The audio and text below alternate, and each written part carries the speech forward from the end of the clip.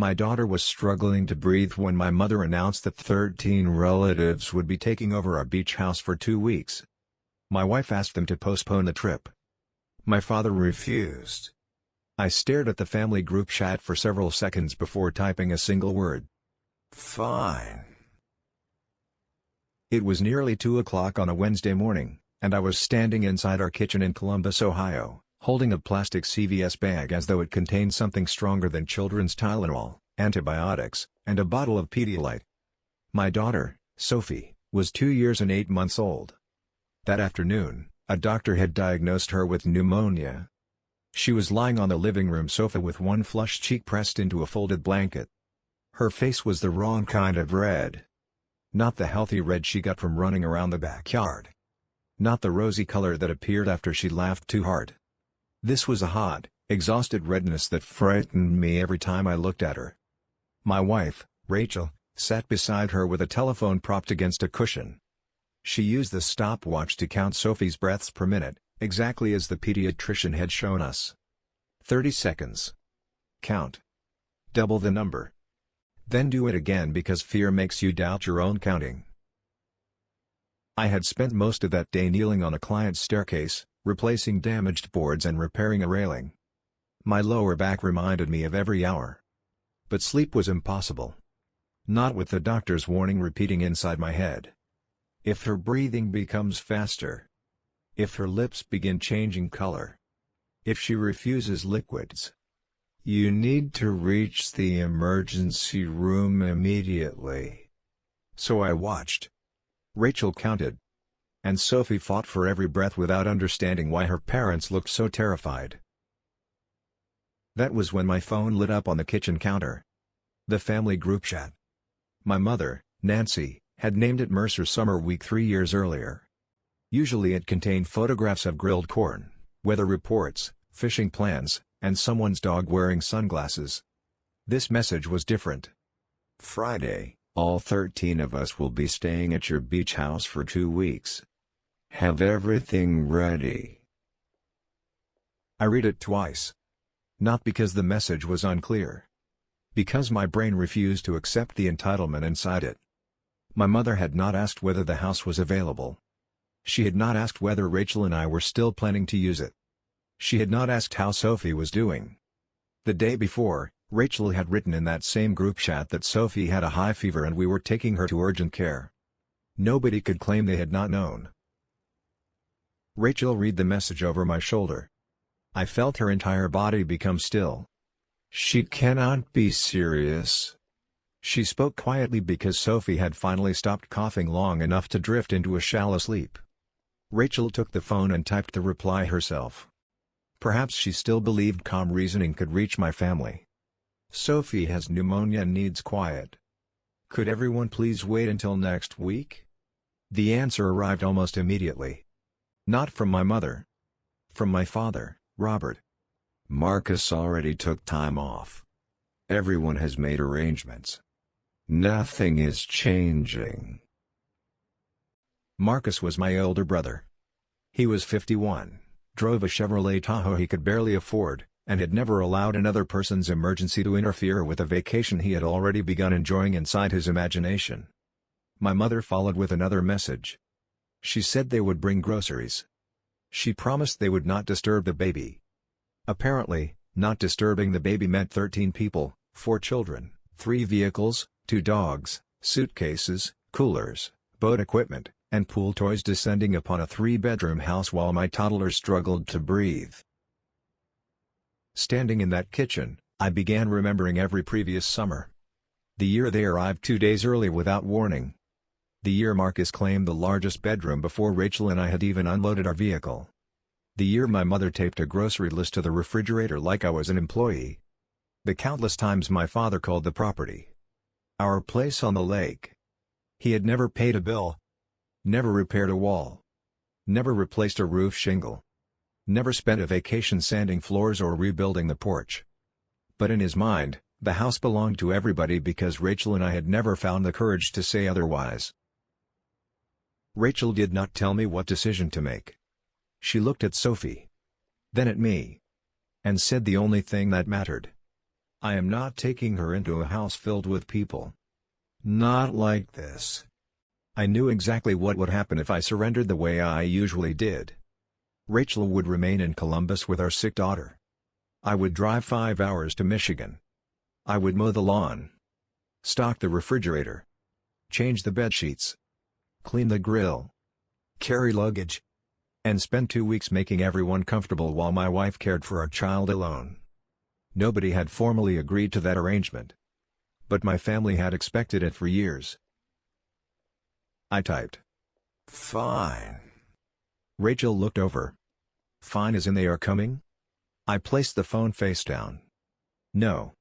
Fine as in I am finished arguing." I picked up my other phone and called Jim, the technician who maintained the smart lock system at the beach house.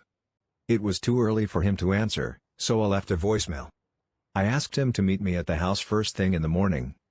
The guilt appeared immediately. It always did. My parents were in their 70s. Marcus had taken time off work. Children were expecting a vacation. Somebody would call me selfish. Somebody would accuse Rachel of controlling me. Before the weekend ended, I would become the villain inside a story that ignored my daughter's illness entirely. Then Sophie stirred on the sofa.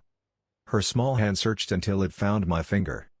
She wrapped her hand around it the way she had since she was an infant. Her eyes remained closed. Her voice was barely audible. "Daddy, stay." That settled the entire argument. 3 words from a 2-year-old who knew nothing about property rights, family group chats, or 20 years of her father saying yes when he wanted to say no. She only knew she was sick. And she needed me. I went upstairs and pulled a duffel bag from the closet. I packed 2 days of clothing without thinking too carefully. Thinking too carefully was how I usually talked myself back into old habits. Rachel appeared in the bedroom doorway. Sophie was asleep against her shoulder. "What are you going to do?" "Make sure the beach house is ready." Rachel studied my face. "For them?" I zipped the bag. "No." For the first time in my adult life, I was not preparing the house for my parents. I left Columbus shortly before 5 on Thursday morning. The sun had not fully climbed above the trees. The drive to New Buffalo, Michigan, took roughly 5 hours, depending on traffic around Chicago. That morning, it felt much longer. My phone kept vibrating inside the cup holder. None of the messages asked about Sophie. "Buy 2% milk, not whole milk. Make sure there are enough towels. Clear the master bedroom for your father. His back has been hurting. Check the propane tank. Marcus wants to keep the boat near the dock." Not one person wrote, "How is Sophie breathing?" Not one. I drove mostly in silence. My right knee stiffened every time I stopped for fuel. A permanent souvenir from more than 20 years spent climbing ladders, kneeling inside crawl spaces, and repairing other people's homes. Somewhere near Gary, Indiana, I asked myself a question I did not enjoy answering. Was I protecting my daughter? Or was I using her illness as permission to do something I should have done years earlier? There was no clean answer. Maybe it was both. That felt more honest than pretending this was only about pneumonia.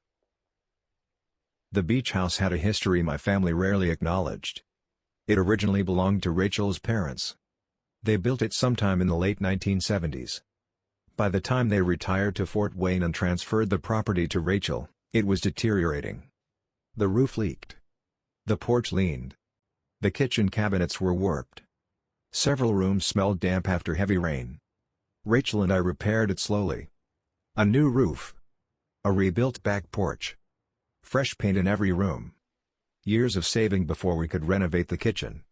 We spent more vacations working on that house than relaxing inside it. My family contributed nothing. Marcus once stood on the porch watching me replace damaged boards. I asked him to hold the other end of the beam. He laughed and said, "Why would I spend my vacation repairing a vacation house?" Yet when the work was completed, he was always the first person through the door. The first to claim a bedroom. The first to invite friends. The first to complain when something was not prepared correctly. Jim met me around 10. He had watched 3 generations of my family move through that house during summers. I could see my request surprised him. I need a new front door code. All previous guest codes need to be deleted. I want a separate lock on the garage. And check the doorbell camera. Jim raised one eyebrow. Family trouble? I looked at the house. Then corrected him. Family boundary. It was not clever. It was not rehearsed. It was simply true. While Jim worked, I moved through the house. I removed perishable food from the refrigerator. Packed several of Sophie's belongings. 2 sippy cups. Her favorite blanket. A stuffed rabbit she had left during our previous visit. I moved the porch chairs into the garage because rain was expected. Closed the curtains. Set the thermostat to its low power setting. I did not cut the electricity. I did not shut off the water. I was not trying to punish anyone. I simply was not opening the house. Before leaving, I taped one sheet of paper inside the front window. House closed. No guests this week. My phone rang while I was locking the door. My father. I considered allowing it to go to voicemail. Then answered. He did not ask about Sophie. Did you stock the freezer? The house will not be hosting guests this week. There was a pause. I could hear a television playing behind him. Then his voice became colder. You do not get to embarrass your mother like this. The old reflex returned. The instinct to apologize before I had done anything wrong. The instinct to soften every sentence until nobody could accuse me of disrespect. Then I looked through the window at the small wooden rocking chair Rachel had purchased for Sophie. It sat exactly where we had left it the previous summer. This is not about Mom being embarrassed. My little girl is sick. Children become sick, my father replied. Families adjust. That is what I am doing. I ended the call before he could respond. My hand shook afterward. That surprised me. I was 47 years old. I had managed construction crews. Negotiated contracts. Handled difficult clients. But one telephone call from my father could still make me feel like a child who had disobeyed. On the way to Fort Wayne, my mother posted a bedroom assignment list in the family chat. 13 names divided across 3 bedrooms, couches, and inflatable mattresses. It was written as though nothing I said had registered. Marcus received the largest bedroom. Of course he did. I read the message while sitting inside my truck at a rest stop. Instead of guilt, I felt clarity. I opened the lock application. One by one, I deleted every remaining guest code. My parents. Marcus. Cousins. Old temporary codes that had somehow become permanent. Finally, only 2 names remained. Daniel. Rachel. A notification appeared. All guest access removed. For the first time since my mother's message, the quiet inside that house no longer felt like something for which I needed to apologize. By Friday afternoon, I was in Fort Wayne with Rachel and Sophie at our parents' home. Sophie's fever had lowered slightly.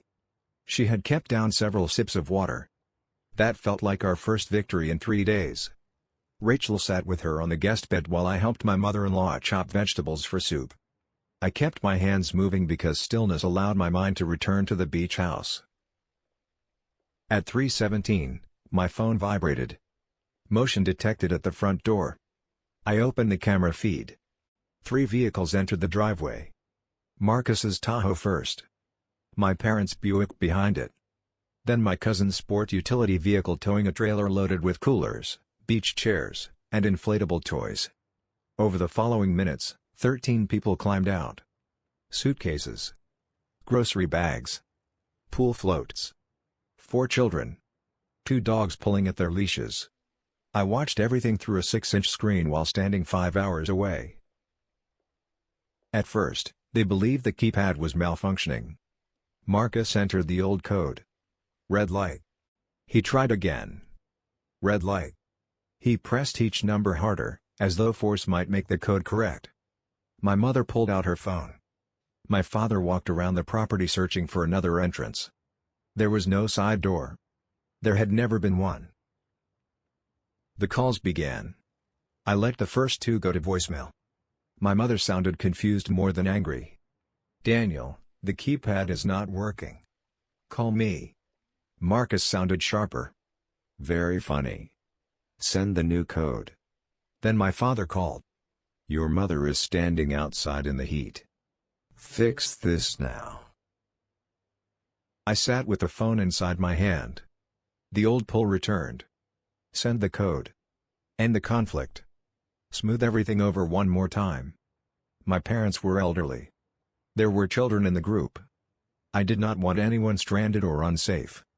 So I sent one message to the entire chat. "The house is closed. I informed Dad yesterday. There are hotels available in New Buffalo and Michigan City." I listed 2 hotels I knew had vacancies. Whatever else this was, I was not abandoning my family without alternatives. That was when Howard walked across the road. Howard was the neighbor opposite the beach house. A retired mechanic who had lived there longer than Rachel's parents had owned the property. He usually avoided other people's family problems. But 3 vehicles were blocking half the street. 13 people were standing in the driveway. Dogs were barking. Children were complaining. Marcus asked whether Howard possessed a spare key. "I do not. Daniel removed the guest code yesterday." My mother corrected him. "This is the family vacation house." Howard answered calmly. "It belongs to Rachel. Her parents owned it before her."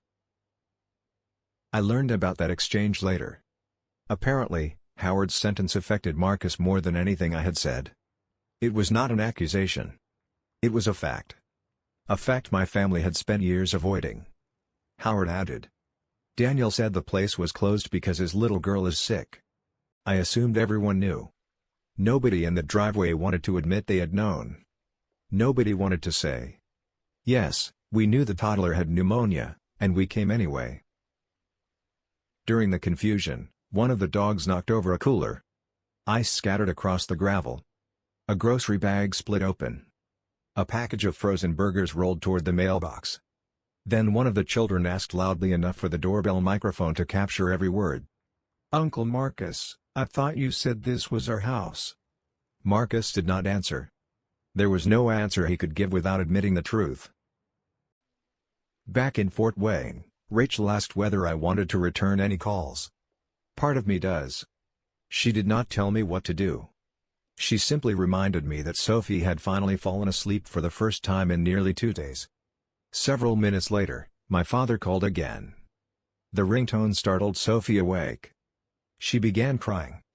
A thin, exhausted cry. It broke something inside me faster than any message from my father ever could. I silenced the phone. That evening, Marcus posted on social media. "My brother locked our elderly parents and several children out of the family beach house after they drove 5 hours. Some people forget where they came from." He did not mention Sophie's pneumonia. He did not mention Rachel's request to postpone the trip. He did not mention that the property belonged to Rachel. He did not mention that I warned my father the day before. He did not mention the hotel information I had provided. Within an hour, relatives I had not spoken to in months began messaging me. One called me ungrateful. Another called me cruel. An aunt I respected called directly. "Could you not have handled this differently?" For a moment, I wondered whether she was right. That night, Sophie woke coughing so violently that I lifted her upright against my chest. I rubbed her back while she struggled to settle. My phone continued lighting up beside the bed. Messages I did not read. Sophie pressed her face into my shirt. Her voice was weak and tired. "No loud people, Daddy." I turned the phone off completely. Changing the locks, I realized, had been the easy part. Keeping the boundary while everyone punished me for it would be much harder. Saturday morning, Sophie's breathing had not improved the way the doctor expected. We took her back to urgent care. Rachel filled out paperwork at the desk. I sat inside a plastic chair and made the mistake of opening my phone. Marcus's post had been shared into the extended family group. Aunts. Uncles. Second cousins I mostly saw at funerals. More comments. Ungrateful. Heartless. Cruel. I sat in that waiting room seriously considering reopening the house the following week simply to make the noise stop. Rachel returned and sat beside me. She read the uncertainty on my face. Instead of arguing, she reached inside her bag and removed an old blue binder. I had not seen it in years. I did not know she still had it. Inside were receipts, bank statements, copies of checks, screenshots of messages requesting loans, notes Rachel had kept for budgeting and taxes, a record of nearly every dollar I had sent to my family. She opened the binder across her lap. "You keep remembering what they needed. I kept remembering what it cost us." We reviewed the binder while waiting for Sophie's name to be called. The total was approximately $226,400 over more than 20 years. Cash, materials, mortgage payments, medical bills, repairs, groceries, utilities, cleaning. That number did not include thousands of unpaid hours I had spent with a toolbox in my hand. Several memories stood out. In 2008, Marcus was $34,000 short of keeping his house after a failed business deal. My father called me.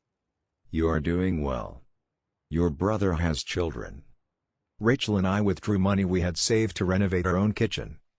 Marcus promised to repay us within 2 years. He never did.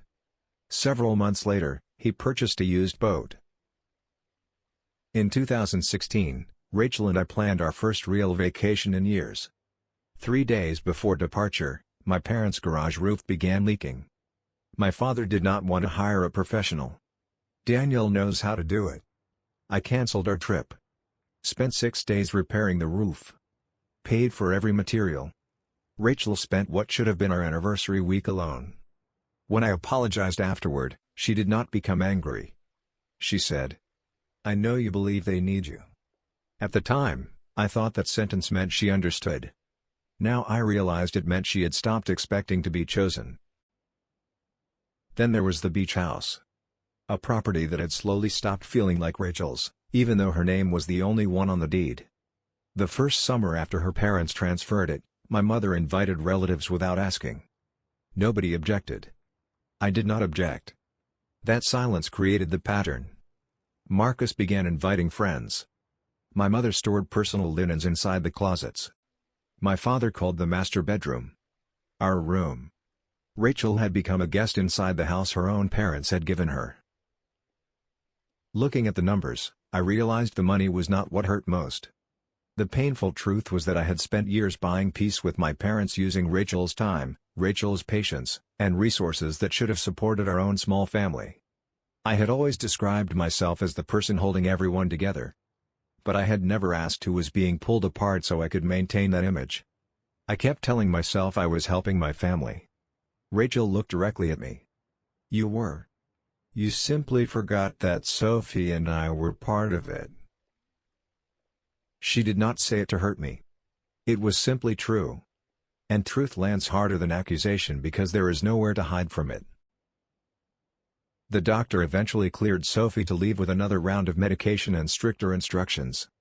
I carried her to the car. She was too tired to react as I buckled her into the seat. Her head leaned to one side. Her breathing remained faster than I liked. I imagined 13 people entering the beach house. Dogs barking. Suitcases striking walls. Children running down the hallway. Adults talking loudly. Doors opening and closing. All while Sophie struggled for air in the next room. Every remaining doubt about the locks disappeared. That evening, after Sophie was settled, I sent another message to the family chat. "We will have one family meeting 3 weeks from Saturday at my house. I will explain everything once. After that, the new rules are final." My father answered almost immediately. "Good. You owe everybody an apology." I looked at the blue binder open on our kitchen table. He still believed I had invited them over to surrender. 3 weeks later, Sophie was almost herself again. She chased our neighbor's cat along the fence. Demanded snacks every 20 minutes. Laughed as though she had never been sick. Watching her run made the meeting easier. It reminded me exactly why I had allowed the conflict to begin. The meeting took place on a Saturday afternoon at our home in Columbus. Rachel kept the food simple. Burgers. Coleslaw. A pitcher of sweet tea. Bottled water lined across the porch railing. Nobody arrived expecting a cookout. They expected an apology. They expected the beach house reopened. Marcus still had not deleted his social media post. My father sat first. Arms crossed. Expression already hardened. Before we eat, your mother deserves to hear what you have to say. I did not argue. I carried a stack of papers around the table and placed one beside every adult. The first page contained one sentence at the top. What we paid, what we provided, and what changes now. I am not asking anyone to repay anything. Several expressions softened, believing that meant I was surrendering. I only want the truth stated once, with numbers attached. I began reading. $34,000 for Marcus's house. $11,800 in emergency mortgage payments afterward. $16,200 in medical and dental bills for my mother. $27,500 in materials used repairing my parents' property. Nearly $50,000 in groceries, utilities, repairs, and cleaning connected to the beach house. Then smaller loans that had never returned. The total: $226,400. Silence settled around the table. Marcus broke it first. You are treating family like a business transaction. No. A business would have sent invoices. I never did. His face tightened. The beach house has been used by everyone for years. Locking the family out was cruel. Rachel spoke for the first time. Using something for years does not make it yours. She placed a printed message in front of Marcus. It was a text he had sent the previous summer. Tell Rachel to clear her things out of the master closet before we arrive. Rachel looked at him. Why was I expected to remove my belongings from a house my parents gave me? Marcus looked down. He had no answer. I addressed the social media post. I want it deleted or corrected. Marcus folded his arms. It reflected how I honestly felt. Then leave it. He looked surprised. But I will post the family group chat beneath it. Marcus became silent. He knew exactly what the conversation contained. Rachel's message explaining that Sophie had pneumonia. My father's response that nothing would change. My mother's room assignments. The hotel information I sent. One of my aunts looked at Marcus. You left that part out. He muttered. Facebook is not the place for every detail. My aunt answered before I could. Apparently it was the place for every detail that made Daniel look cruel. My father changed strategies. After everything we did for you, this is how you treat us? I did not deny what my parents had provided. They raised me. Fed me. Helped me through school. You raised me, and I am grateful. My father's expression softened slightly. Then I continued. But raising me did not create a lifetime claim on my wife's property, our money, or our time. My mother's voice cracked. We were only trying to keep the family together.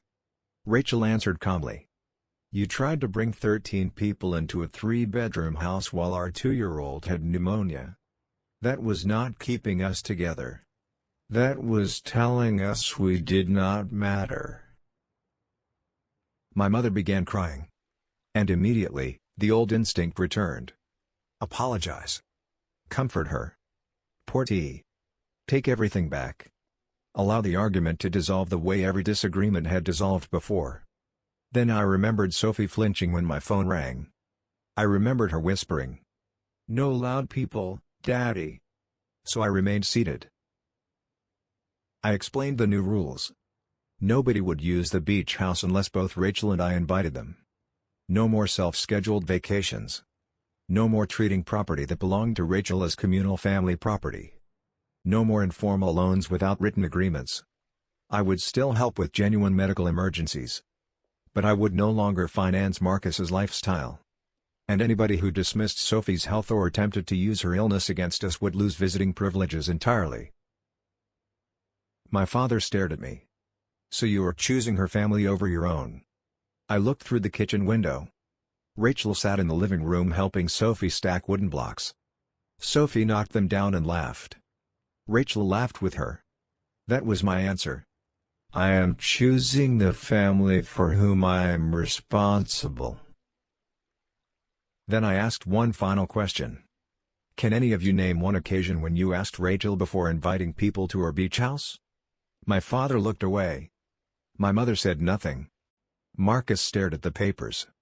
Even the relatives who had criticized me remained silent. Nobody raised their voice. Nobody needed to. The silence answered more clearly than any argument. That is why the locks changed. Marcus deleted his post at the table. Not because his opinion had changed. Because he did not want the full group chat conversation published beneath it. Before leaving, my father stopped near the gate. You have torn this family apart. I looked at him. No, Dad. I stopped pretending it was not already broken. Marcus did not speak to me for almost 5 months. That hurt more than I expected. He had taken advantage of me. He had lied about what happened. He had treated Rachel's home like his property. But he was still my brother. Some nights, I lay awake wondering whether I could have drawn the same boundary without drawing so much blood. There was no perfect answer. Family boundaries rarely arrive cleanly. They cut through years of habit, guilt, obligation, and unspoken resentment. But something changed after the bleeding stopped. Our life became lighter. Money that once disappeared into other people's emergencies remained in our account. Rachel and I took a long weekend the following spring. Just the two of us and Sophie. No leaking garage roof. No last-minute grocery list. No relative calling to explain why their poor planning had become my responsibility. My knees still hurt. My lower back still complained whenever I climbed a ladder. But I was no longer spending every weekend repairing other people's lives for free. My relationship with my parents did not heal neatly. I stopped expecting it to. My father never apologized. Not once. My mother sent careful holiday messages that felt more like obligation than affection. I did not completely remove them from my life. I still called. Asked about medical appointments.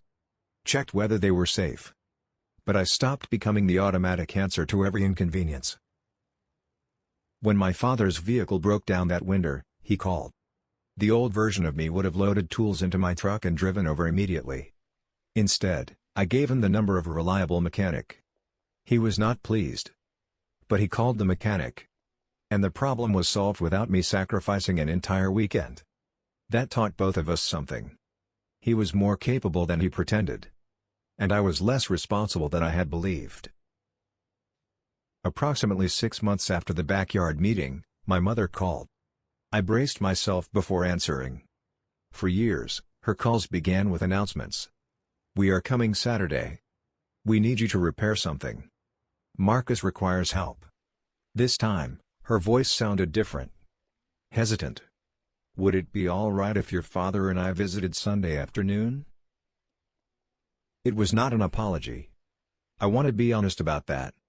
There was no dramatic confession. No admission that she had been wrong. No perfect reconciliation. But it was the first time in years that she had asked. I looked toward Rachel.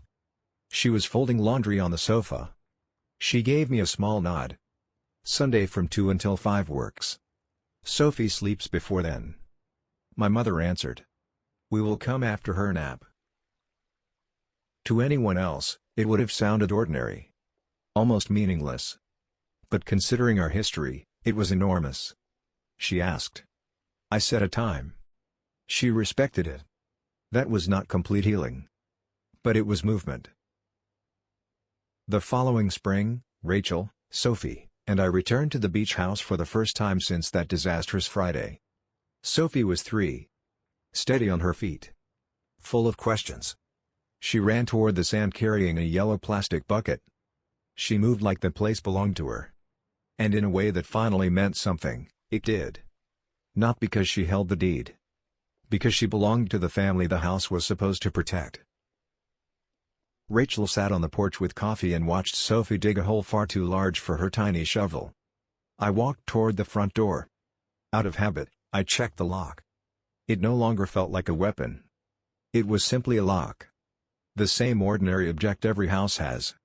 A small piece of metal representing a basic right. The right to decide who enters your home. For a long time, I believed the payoff was the number in Rachel's binder. $226,400.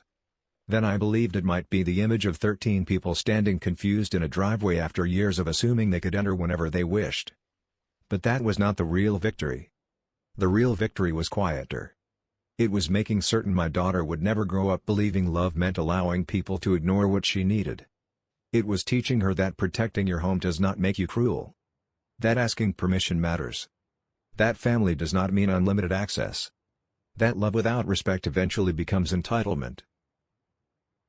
Rachel walked up beside me while Sophie threw sand in every direction. Any regrets? I watched our daughter laugh at nothing in particular. The same little girl whose breathing had terrified us a year earlier now shouted at the lake as though she owned the horizon. I thought about my parents. Marcus. The money. The roof repairs. The canceled vacations. The changed codes. The driveway. The meeting. The months of silence. Then I answered honestly. I regret waiting so long. The truth was, changing the locks did not destroy my family. It exposed what years of silence had already damaged. For 2 decades, I had confused obedience with loyalty. I believed saying yes made me dependable. I believed sacrificing my time made me loving. I believed solving every problem kept everyone together. But while I was rescuing my parents and brother from every inconvenience, Rachel was learning not to expect me to choose her. Sophie was growing up inside a pattern where the loudest relatives received the fastest attention. That was not the legacy I wanted to give her. I wanted Sophie to learn that family can request. Family cannot command. Family can need help. Family cannot treat generosity as an endless debt. Family can share memories inside a home. That does not make the home theirs. And when somebody you love is sick, the correct response is not, "Nothing is changing." The correct response is, "What do you need?" My parents did not understand that immediately. Marcus may never fully understand it. But I finally did. The people who love you most are not always the people making the loudest demands. Sometimes they are the quiet ones sitting beside a sick child. The wife who has spent years swallowing disappointment. The toddler who reaches for your finger and whispers, "Daddy, stay." That night in the kitchen, I thought I was choosing between my parents and my daughter. I was wrong. I was choosing between an old pattern and the family standing directly in front of me. One expected me to keep sacrificing because I always had. The other needed me to finally notice what those sacrifices were costing. The word fine had always meant surrender in my family. Fine, I will pay. Fine, I will repair it. Fine, I will cancel my plans. Fine, take the bedroom. Fine, invite whoever you want. Fine, I will apologize. But that Wednesday morning, the word changed. Fine meant the argument was over. Fine meant I would no longer ask permission to protect my wife and daughter. Fine meant the house was closed. Fine meant the old version of me was finished. I still love my parents. I still love my brother. Boundaries did not remove that love. They simply stopped love from being used as a weapon against me. I can check on my father without repairing everything he owns. I can speak with my mother without allowing her to schedule herself into our home. I can care about Marcus without financing decisions he refuses to change. And I can love all of them without teaching Rachel and Sophie that they always come second. The house remains in New Buffalo. The new guest codes are temporary. Each one has a date. Each visit begins with a request. Nobody claims the master bedroom. Nobody leaves grocery lists for Rachel.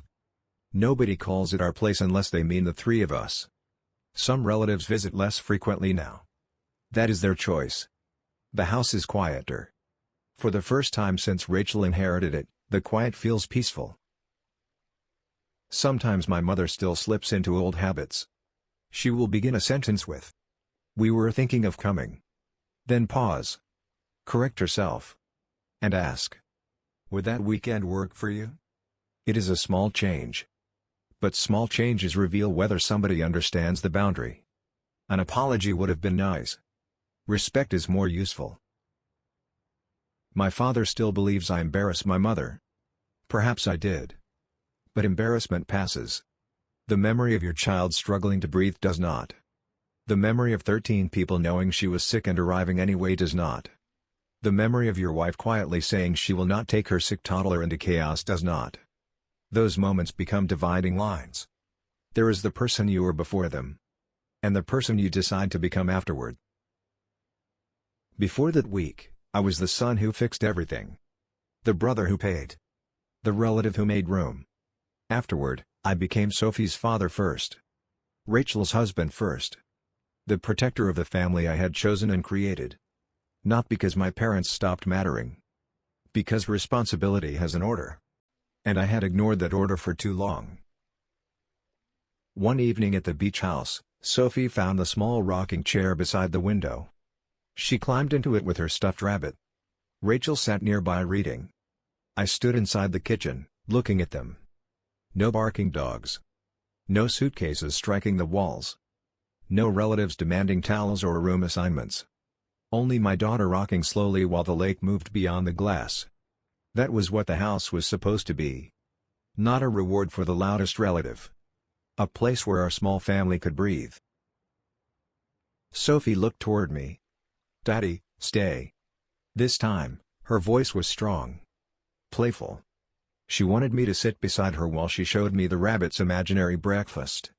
I crossed the room and sat on the floor. Rachel watched me with a small smile. And I realized that those same words had saved more than a vacation. They had saved my marriage from another quiet disappointment. They had saved my daughter from growing up inside my old pattern. And perhaps they had saved me from spending the rest of my life confusing being needed with being loved. Drawing a line with family is painful. It rarely happens cleanly. There are accusations. Tears. Silence. Sleepless nights. Questions about whether you went too far. But sometimes the greater harm comes from waiting. Waiting while resentment grows. Waiting while your spouse becomes invisible. Waiting while your children watch disrespect become normal. I changed a code on a door. But the most important thing I changed was the belief that being a good son required me to be an absent husband and an exhausted father. It did not. It never had. The people who love you will not always like your boundaries. Some will call them rejection. Some will call them cruelty. Some will tell half the story publicly because the full truth exposes their entitlement. But a boundary is not measured by whether everyone approves. It is measured by whether it protects what matters. That week, the lock protected a sick little girl's peace. The binder protected the truth. The family meeting protected our future. And the silence after my final question protected Rachel from being treated like a guest in her own home ever again. I once believed keeping a family together meant never saying no. Now I understand something different. Sometimes saying no is the only way to stop a family from destroying the people inside it. So when Rachel asked whether I had regrets, I told her the truth. I regret waiting so long. I did not regret changing the locks. I did not regret protecting Sophie. I did not regret forcing the truth into the open. I regretted every year I taught my wife that keeping my parents comfortable mattered more than keeping her respected. I regretted every time I gave away our time without asking. Every canceled plan. Every unpaid loan. Every moment Rachel stood inside her own beach house feeling like an outsider.